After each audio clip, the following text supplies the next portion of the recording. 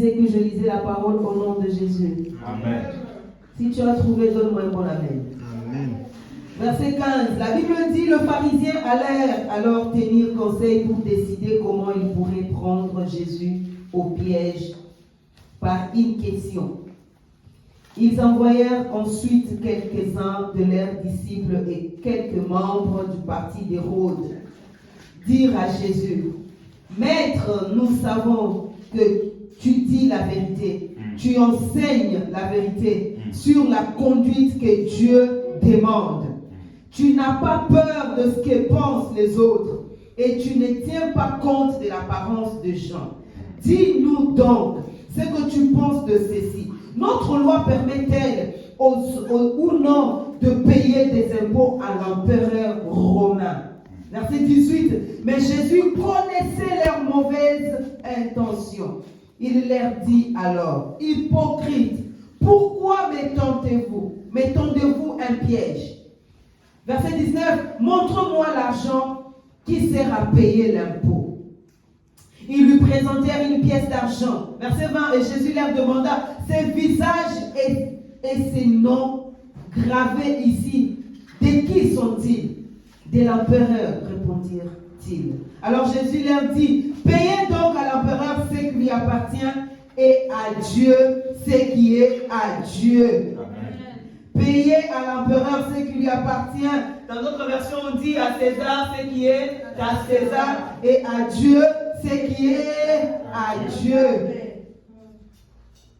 Quand ils entendirent cette réponse, ils furent remplis d'étonnement. Ils les laissèrent et s'en allèrent. Alléluia. Amen. Jean chapitre 13, versets 34 et 35.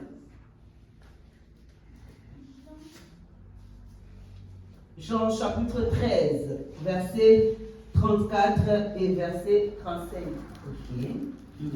Je vous donne un commandement nouveau. Verset 34. Aimez-vous les uns les autres. Il faut que vous vous aimiez les uns les autres comme je vous ai aimé.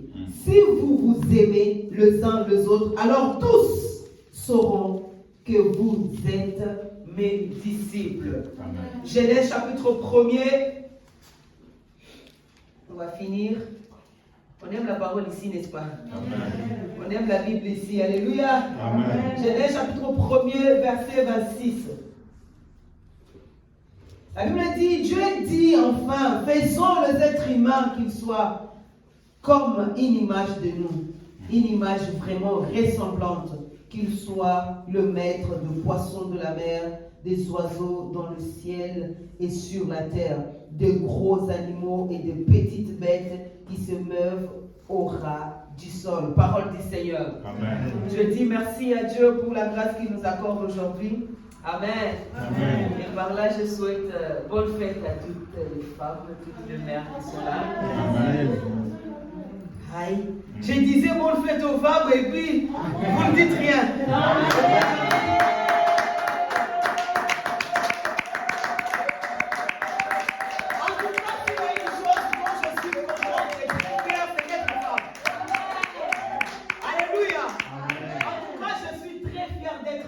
Et Dieu sait faire des choses.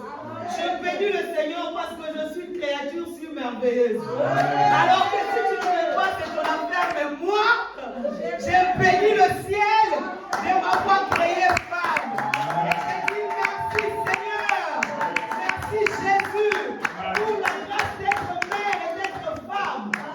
Alléluia. Et que toutes les femmes en Seigneur, que Dieu vous bénisse. Amen. Soyez contentes d'être de mère. Amen. Soyez fiers d'être de femme. Amen. Car c'est un privilège. Amen. Est-ce que vous savez que c'est un privilège d'être une femme? Amen. Oh, je disais que c'est un privilège d'être une femme. C'est un honneur que le ciel t'accorde. Il a posé en toi le potentiel qu'on ne trouvera nulle part ailleurs. Des compétences qu'on ne peut pas retrouver nulle part ailleurs. Des capacités qu'on ne pourra pas trouver nulle part ailleurs qu'en toi. Qu'une femme soit fière de ce qu'elle est. Amen. Alléluia. Amen. Gloire au Seigneur. Amen. Alors, grand merci à l'homme de Dieu, Pasteur Rodin, pour la grâce qu'il nous accorde aujourd'hui et la confiance qu'il ne cesse de renouveler. Merci, homme de Dieu. Merci pour tout. Et merci à sa charmante épouse, Maman Claudie. Est-ce qu'on peut acclamer le Seigneur pour sa vie?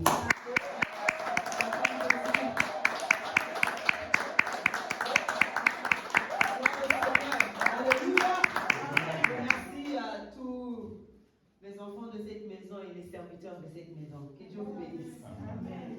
Alors, une histoire que nous venons de lire, surtout de Matthieu chapitre 22, c'est une histoire compliquée que je vois ici. Les pharisiens sont en train de chercher comment faire périr le Seigneur, c'est-à-dire l'accuser ou le tendre un piège.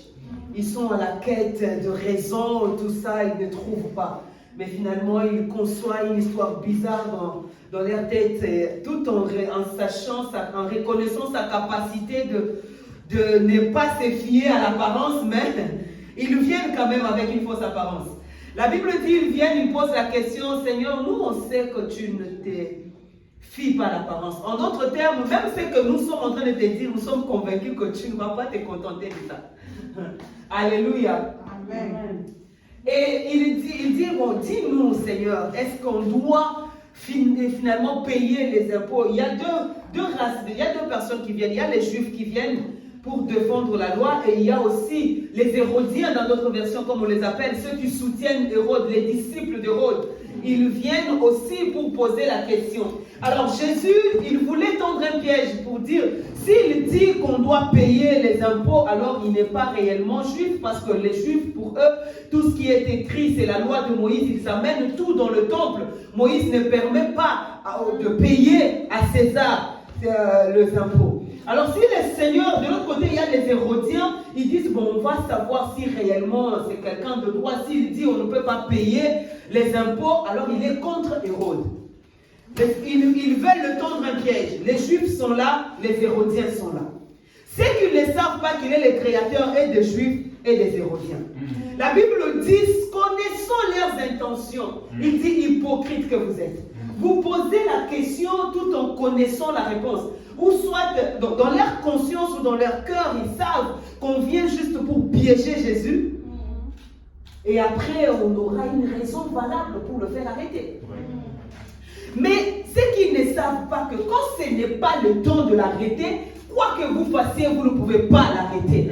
Et ça, je voudrais dire à quelqu'un, si ce n'est pas encore fini avec toi, le Seigneur ne permettra pas à quoi que ce soit de t'arriver. Tant que Dieu n'a pas dit son dernier mot, tant que le ciel n'a pas décidé de quel jour Adonai devait payer le prix, il avait déjà choisi la mort par laquelle le Seigneur devait mourir. Ce n'était pas n'importe quelle mort. Amen. Si le temps n'arrive pas, il n'y aura pas de chute pour toi. Si le temps n'arrive pas, tu ne peux pas mourir. Quelle que soit la situation que tu traverses, si ce n'est pas encore le temps, bien aimé, tu peux espérer, tu peux croire, tu peux poser tes pieds à terre, dire le Seigneur agira. La Bible dit ce n'était pas encore le temps. Finalement, le Seigneur dit, vous êtes hypocrite. Alors, montre-moi le billet, la pièce.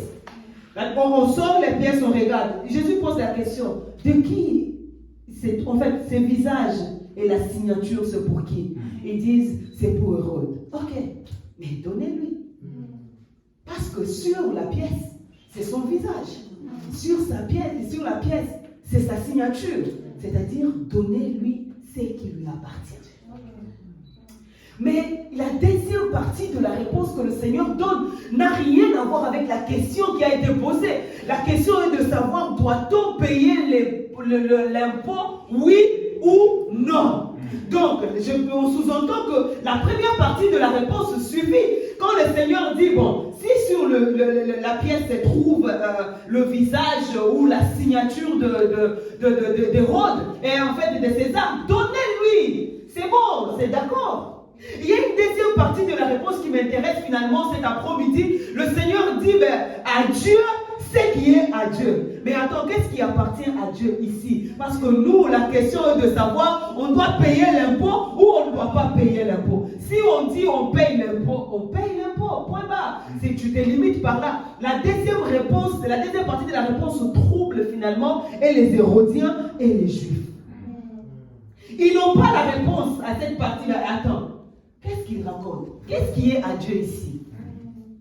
Qu'est-ce qui devient à Dieu ici? Mais c'est là que finalement le Seigneur voulait faire comprendre ces passages que nous venons de lire de Genèse chapitre 1er verset 26. Le Seigneur voulait simplement dire, arrêtez de vous inquiéter de ce que vous allez donner à César, ce n'est pas le problème. Je ne suis pas venu ici pour répondre aux questions de César, je suis venu pour prendre ce qui est à Dieu, pour vous rappeler que vous ressemblez aussi à quelqu'un et que vous appartenez à quelqu'un. Mon thème, c'est le Dieu de mon appartenance. Amen. Je ne suis pas venu pour vous dire on doit payer l'impôt à César ou pas. Mais je suis venu vous dire que vous là, vous appartenez à quelqu'un. Vous avez la ressemblance de quelqu'un. Vous avez l'image de quelqu'un. Vous devez retourner vers celui qui vous appelez. Les Juifs sont perdus dans la loi. Le Messie est arrivé. Ils ont été incapables de voir le Messie en Christ. Ils étaient en train d'attendre un Messie qui était déjà là. Alors il est venu pour leur dire, je suis là afin de vous rappeler que celui que vous attendez est là. Si sur le fichier, et sur la pièce, il y a le fichier de César, mais sur vous, il y a la signature de Dieu. Alors que vous êtes créés à l'image et à la ressemblance de Dieu. La Bible dit que créons l'homme à notre image et à notre ressemblance. Nous n'appartenons pas au monde. Vous n'appartenez pas à César. Vous êtes... C'est à Dieu que vous appartenez. Il dit, et à Dieu, ce qui est à Dieu. Alléluia. Amen. Amen. Ici, il est question de celui à qui tu appartiens. Il est question de tu appartiens à qui? De qui tu es fils? Tu es chrétien, mais tu appartiens à qui? Parce que je nous rappelle que les Juifs se considéraient enfants de Dieu parce qu'ils descendaient d'Abraham. Pour eux, ils sont aussi enfants de Dieu. Mais en réalité, ils n'étaient pas parce que Dieu a trouvé un autre moyen de se faire de fils. Abraham était un serviteur. Lorsque Dieu décide d'avoir une famille, il décide finalement d'avoir une famille, il envoie quelqu'un, il dit tout celui qui s'identifiera en lui sera mon fils. Mais les Juifs ne comprennent pas toujours. Ils sont accros à la loi, ils sont attachés à ce que Abraham a fait, ce qu'Abraham a dit. Le Seigneur fait tout pour leur faire comprendre qu'Abraham était un serviteur. Vous avez le privilège de devenir de fils. Ils refusent de comprendre. Est-ce que je parle à quelqu'un? Ici, le problème c'est d'avoir l'identité de celui à qui tu appartiens. Ici, le problème c'est de ressembler réellement à celui que tu appartiens. Si sur la pièce il y avait l'image, la photo exacte, la signature même de César, mais sur l'être humain se trouve la signature de Dieu, et en l'être humain se trouve l'esprit de Dieu. Et ce qu'on entend d'un enfant de Dieu, d'un chrétien, c'est que tu ressembles à celui qui t'a créé, c'est que tu ressembles à celui qui t'a fabriqué. Cette ressemblance a été perdue au jardin de Dieu, mais lorsque le second Adam vient au deuxième jardin, finalement, il redonne l'image, il redonne la ressemblance. Cet après-midi, je voudrais dire à un chrétien, on ne va pas avoir peur de toi parce que tu pries beaucoup. On ne va pas te respecter parce que tu parles en langue. On ne va pas te respecter parce que tu prêches beaucoup. On a juste du respect pour la ressemblance de Christ qu'on voit en toi. Amen. On a juste beaucoup de crainte, de respect pour l'identité ou le caractère de Christ que tu peux exprimer, que tu peux extérioriser. C'est ce qui empêche les gens, le diable par exemple, de s'approcher de toi. Et tout ce qu'il veut, c'est cette nature divine afin qu'elle soit visible. Amen. À César ce qui est à César et à Dieu ce qui est à Dieu. Il y a parmi ces signes, comme on parle des signes, on parle des images, finalement, Jésus donne aussi un signe et il donne un symbole. Il donne finalement l'image aussi par laquelle on peut reconnaître ceux qui ressemblent réellement à Dieu, ceux qui sont réellement les enfants de Dieu. Alléluia. Vu que sur la monnaie, il y avait l'image de César, mais Dieu donne un signe, le Seigneur donne un signe qu'on doit reconnaître tout disciple de Christ, qu'on doit reconnaître tout enfant de Dieu. Est-ce que quelqu'un me comprend? Amen. La Bible dit dans Jean chapitre 13 que nous venons de lire, verset 37. Je voulais dire à quelqu'un, vous savez, lorsqu'on parle lorsqu'il faut identifier, lorsqu'on peut identifier quelque chose, on peut identifier quelqu'un, on peut identifier par exemple une marque. Amen. Dès que tu viens de loin, il y a ce qu'on appelle les logos. Tu vas voir de loin les logos de l'entreprise, par exemple. Tu peux avoir les logos des magasins, par exemple. Tu cherches, tu ne trouves pas, mais si tu vois les logos de loin, tu peux comprendre que finalement, ces magasins ou cette entreprise se trouve aux alentours. C'est-à-dire le signe qui te prouve l'appartenance à quelque chose. Il y a plusieurs banques ici. Nous savons que chaque banque a son logo. Tu peux regarder, tu peux reconnaître la Société Générale. Il y a le logo de Société Générale. Quand tu viens de loin, tu vois ça, c'est la banque postale. Ça dépend du logo. Tu regardes, tu viens. Mais Christ nous donne l'image, il dit aussi, il y a un logo qu'on doit reconnaître, qu'on doit voir sur la vie d'un enfant de Dieu. Lorsqu'on regarde un chrétien, il y a aussi un signe que vous savez. En fait, c'est le signe que moi seul je vous donne pour qu'on puisse vous reconnaître, vous tous. Est-ce que quelqu'un me comprend? Est-ce que quelqu'un est là cet après-midi? Il y a un signe que nous devons, que les gens doivent voir sur toi pour comprendre que réellement tu es disciple. Parce qu'en réalité, la vie chrétienne n'est pas dans la théorie, elle est dans la pratique. Paul le dit, le royaume des cieux ne consiste pas en parler seulement, pas en théorie, mais en puissance. En d'autres termes, en démontrant réellement le royaume de Dieu sur la terre. Et que le caractère de Christ doit s'extérioriser par ceux qui invoquent son nom. La Bible dit, Jean chapitre 13, verset 34, je vous donne un commandement nouveau. La question que je pose au Seigneur, ce commandement n'est pas nouveau. Il a déjà été donné. Moïse a reçu ce commandement d'aimer le Seigneur plus que tout, de tout son cœur, de tout son être. C'est le premier commandement même que même le Seigneur lui-même donne à Moïse. Mais pourquoi ces commandements deviennent nouveaux? Parce que le Seigneur, quand le Seigneur les dit lui-même. La question que j'ai interrogé l'esprit hier, pourquoi ce commandement est devenu nouveau alors qu'il était déjà donné? Il est répété dans plusieurs livres où on parle d'aimer le Seigneur, d'abord lui. Mais pourquoi lorsque ça sort de la bouche de Jésus, ça devient? Parce que Jésus c'est l'accomplissement même de l'amour. Parce que Christ lui-même, ses commandements deviennent nouveaux parce que c'est lui qui donne la capacité de vivre ce qu'il donne comme commandement. Jésus lui-même ne te dit pas de choses pour te délaisser te débrouiller. Jésus te dit les choses où lui-même va t'assurer que tu y arrives. C'est ce qu'on appelle la grâce. Il ne te dit pas de choses pour du genre, bon, je veux que tu craignes Dieu, mais débrouille-toi. Non. Il te dit de craindre Dieu, mais il est avec toi. Il te donne la capacité d'y arriver.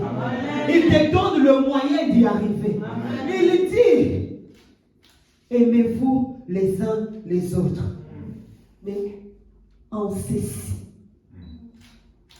tous verront que vous êtes mes disciples. Ah, alors là, il y a un problème. Hein?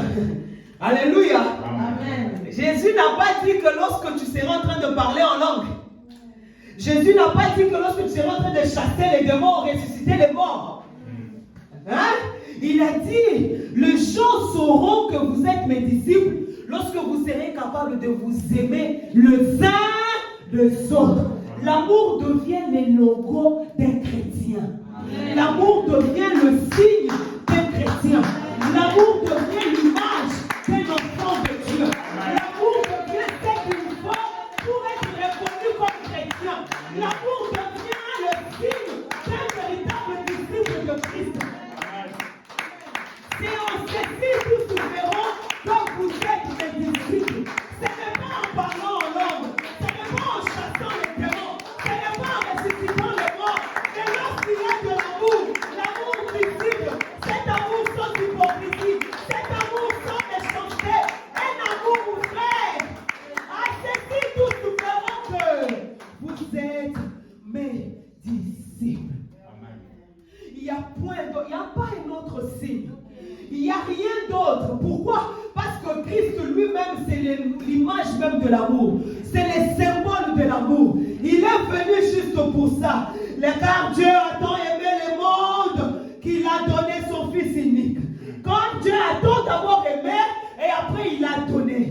Oh my God. Le Seigneur a aimé et après il a donné. Amen. Donc lui-même devient le signe de l'amour. Lorsqu'il y a de l'amour en toi, lorsque ton amour n'attend rien en retour, lorsque tu peux aimer sans attendre quelque chose en retour, lorsque tu peux soutenir, assister sans réclamer quelque chose en retour, c'est en cela que nous pourrons savoir que tu es disciple de Christ. Amen. Nous sommes dans un monde pourri où aujourd'hui l'amour vrai n'existe pas, voire même à l'église. On a comme l'impression que ça ne va pas. Chacun est là dans le système de chacun pour soi, Dieu pour tous. Aujourd'hui, nous sommes le genre de chrétiens faux.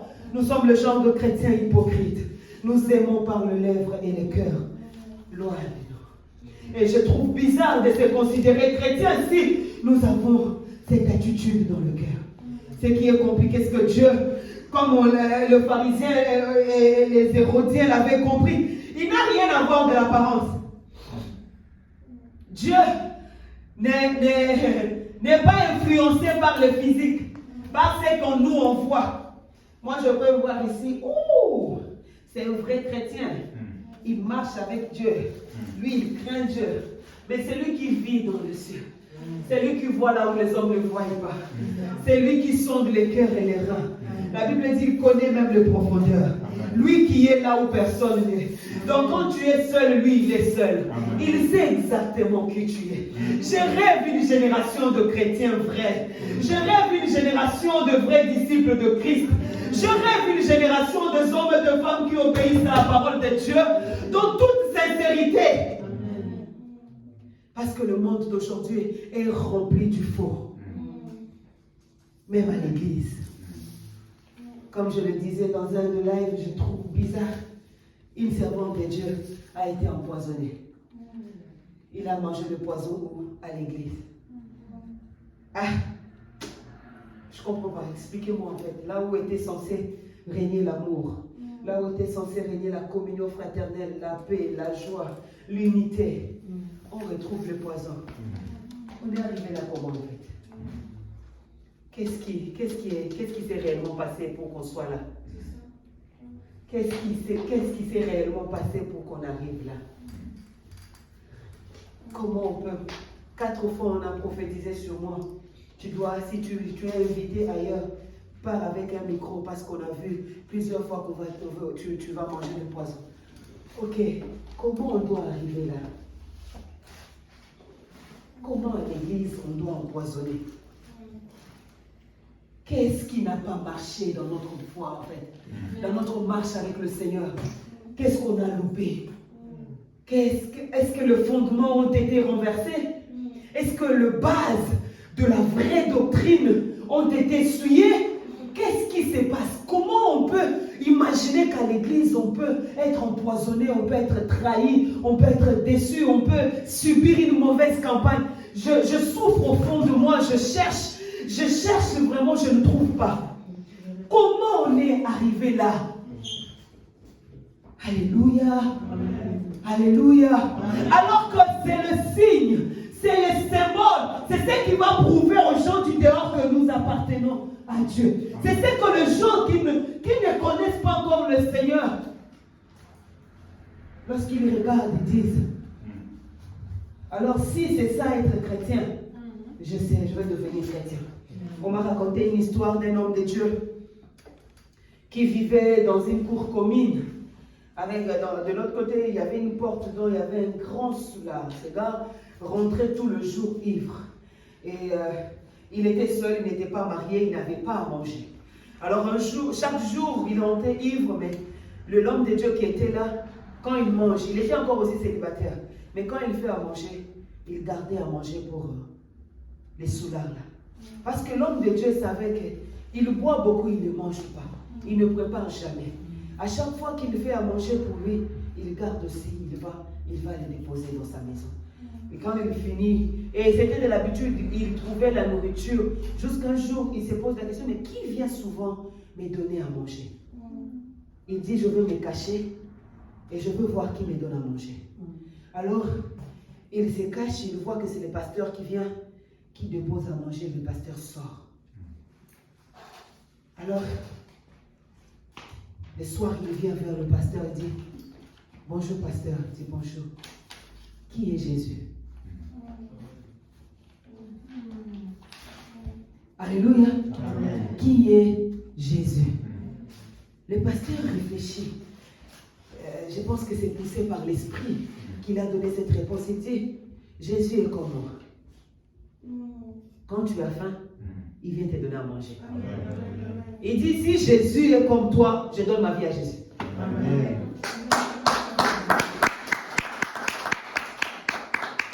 Il n'a pas eu besoin d'ouvrir la Bible et de dire, bon, si tu crois aujourd'hui, Jésus va te sauver. Il n'a pas ouvert la Bible. Il a pratiqué. Il a juste pratiqué. Il a démontré sa foi. Il a compris que d'autres personnes, ce n'est pas la parole, c'est un soulard qui rentre sourd. Quand est-ce que tu vas les convaincre avec tes mots? Convainc-les avec tes œuvres. Convainc-les avec la pratique. C'est en lui démontrant maintenant la vie de foi. La vie de foi ne se limite pas dans le dire, c'est dans le faire. Quand tu le prouves ça, alors quelqu'un qui, finalement, il est devenu un vrai chrétien. Ce n'est pas un chrétien du genre, il est rétrogradé. Non, un vrai chrétien, il est serviteur dans l'église de cet homme de Dieu là jusqu'à aujourd'hui. C'est en ceci tous verront que vous êtes mes disciples. Est-ce que là où tu es, on peut voir que tu es disciple de Christ? Est-ce qu'on peut remarquer de près ou de loin que réellement tu es disciple de Christ et que ta vie, ton comportement, ton caractère, ton attitude, ce que tu fais est digne des disciples de Christ, ou on sait simplement que tu es chrétien parce que tu parles en langue, parce que tu le dis, ou tu es capable de le démontrer. Amen. Es-tu capable de démontrer cela? Alléluia. Amen. Amen. Il n'y a rien qui soit plus important que ça. Il n'y a rien dans la vie chrétienne qui soit au-delà de ça. Si en toi il n'y a pas l'amour, c'est pourquoi Paul le dit. Tu ne peux pas dire que tu connais Dieu s'il n'y a pas l'amour en toi. Parce que sans l'amour, quelles que soient les montagnes que tu déplaces, tu n'es rien. Quel que soit le miracle que tu fais, tu n'es rien. Tu peux ressusciter les morts, mais si tu n'as pas l'amour, tu n'es rien. Je parle d'un amour, de l'amour des enfants de Dieu. Je parle de l'amour, aimez-vous les uns les autres. Ceux qui se supportent, ceux qui se soutiennent, ceux qui prouvent que nous sommes réellement une famille. Dieu avait, les serviteurs avaient un peuple dans l'ancienne alliance, mais maintenant Dieu a une famille. Nous sommes le corps du Christ, c'est une famille. L'amour véritable au milieu des enfants de Dieu. Ceci est devenu un problème. L'amour est devenu un problème à l'église. Et je t'aime visible. Quand je te vois, un moment me dit, moi je t'aime. Je t'aime beaucoup en fait. Mais dès que maman me dit, tourne le dos, Dieu seul sait ce que tu dis. Dieu seul sait ce que tu penses. On ne parle pas de cet amour. On parle d'un amour vrai, d'un amour sincère. Cet amour qui ne soupçonne pas le mal. Cet amour qui ne trahit pas. Cet amour qui ne ment pas. Cet amour qui... La Bible dit, dites-vous la vérité les uns les autres. Cet amour qui ne cache pas la vérité. Cet amour qui... Il y a des choses qui prouvent que nous sommes chrétiens, mais dont on ne fait pas attention. Et nous, on attend, on est chrétien lorsqu'on est connu, on est grand, on est... Non. Lorsque Dieu m'a béni, Dieu a fait ceci pour moi, ça prouve que je suis enfant de Dieu. Non. Il y a quelqu'un qui m'appelle, Jeanette, je suis en train de prier pour toi. Il faut que tu entres dans ta destinée. Hey, je suis dans ma destinée. Ah. Tu pries que j'entre dans quelle destinée? Elle est où? Est-ce qu'il y a une autre destinée en dehors de Christ? Je suis en Christ et je suis dans ma destinée. Ah, je comprends. Je ne suis pas encore mariée, je n'ai pas encore d'enfant, donc je ne suis pas dans ma destinée. Vraiment, je suis chrétienne et je suis très fière de l'être, je suis dans ma destinée. Je suis enfant de Dieu, je suis dans ma destinée. Parce que pourquoi? Aujourd'hui, tout est devenu ce qu'on voit. Mais ce qui se passe à l'intérieur, on s'en fout. On s'est trahi, on On s'est fait du mal parce qu'on s'est contenté de l'apparence.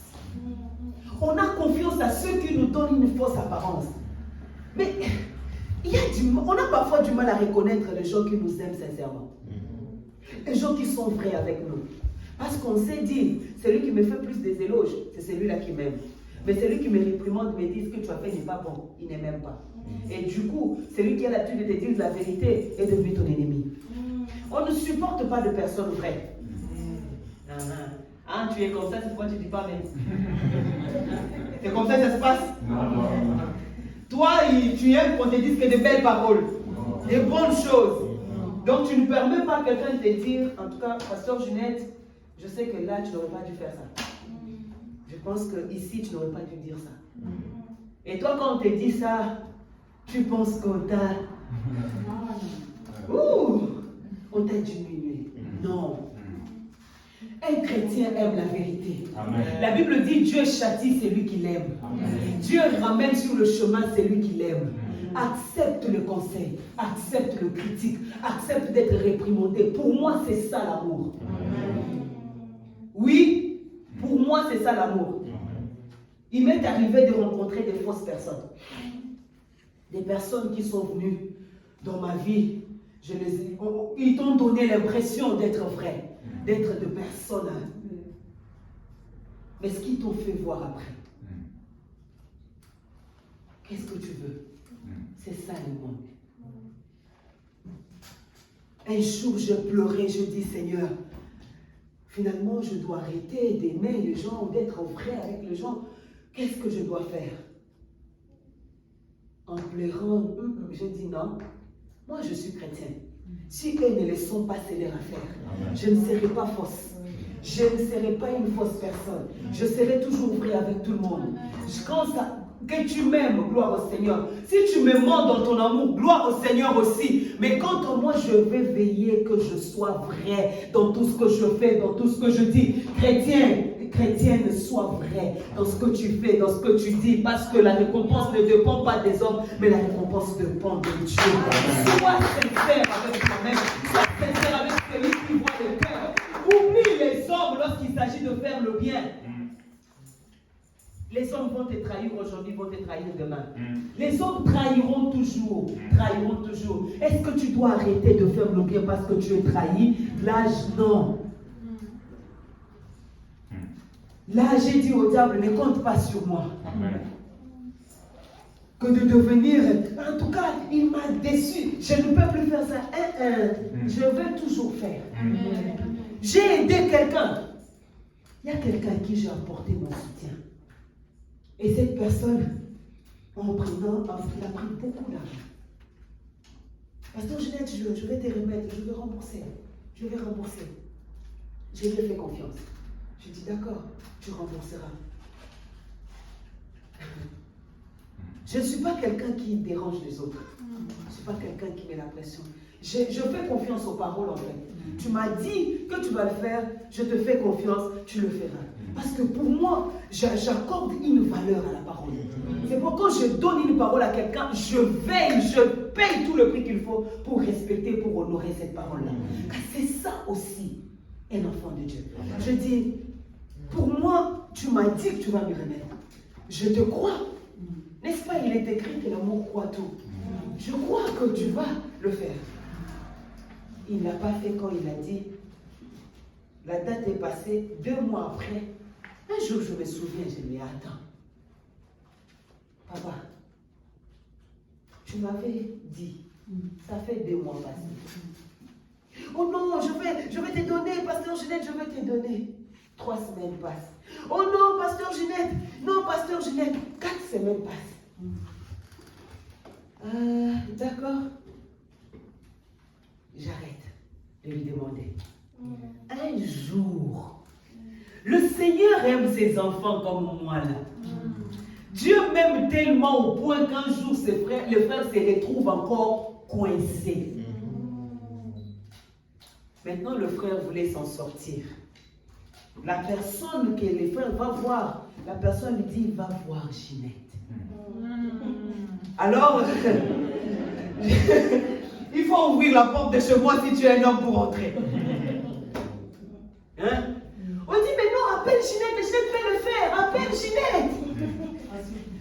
Non, je pense que... Acclame Jésus.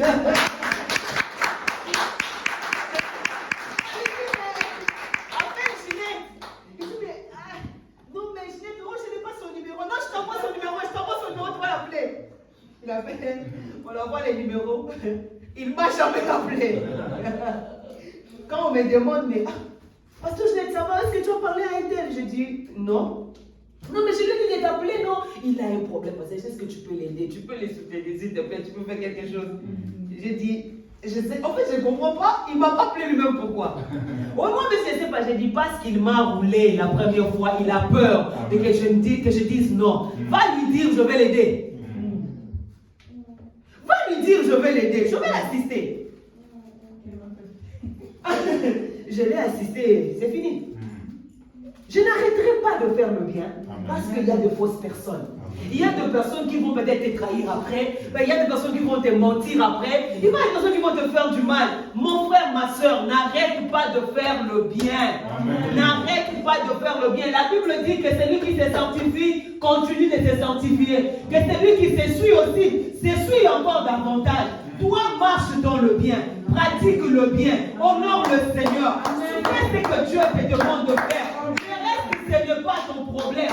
Il y a une chose, la loi de la semaille et de la moisson, que l'être humain ne contrôle pas.